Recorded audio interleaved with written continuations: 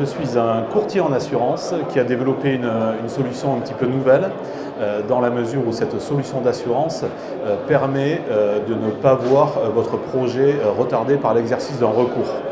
On a mis en place ce contrat d'assurance avec un process assez simple qui permet en fait de vous délivrer une garantie après un audit que nous confions évidemment à 2 cabinets d'avocats spécialisés dans le domaine.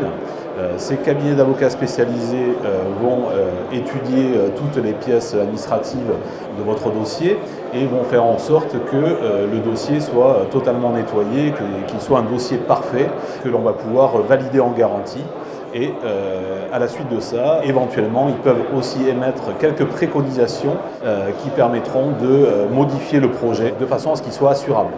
À la suite de ça, donc, on va valider la garantie. Valider la garantie, ça veut dire quoi? Ça veut dire saisir notre compagnie d'assurance pour qu'elle puisse nous émettre un contrat. Et dans ce contrat, vous allez retrouver différentes garanties, notamment une première garantie qui va vous permettre d'être assuré en cas de référé suspension.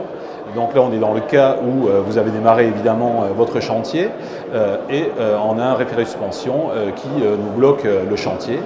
Dans ce cas précisément, on va indemniser tous les frais liés en fait au défaut d'exploitation, à savoir les intérêts intercalaires de banque, les frais de location du terrain, tous les frais financiers liés à l'arrêt de votre projet.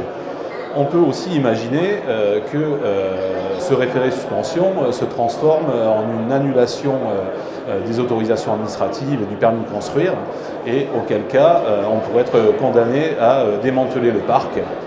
Donc dans ce cas précisément, on va indemniser aussi l'intégralité des frais liés au démantèlement, mais aussi évidemment indemniser toute la partie turbine, les mâts, etc. Et tous les frais et toutes les indemnités de résiliation anticipée, des contrats de maintenance par exemple, les indemnités de remboursement anticipé de votre financement. Donc on va indemniser tous ces éléments-là dans le cadre du contrat. Quoi vous dire de plus, si ce n'est que ce contrat, vous l'aurez compris, vous permet en fait de maîtriser le temps, de maîtriser votre projet, puisque vous savez comme moi que l'exercice d'un recours pour seul effet de bloquer ou de retarder pour une durée assez longue votre projet.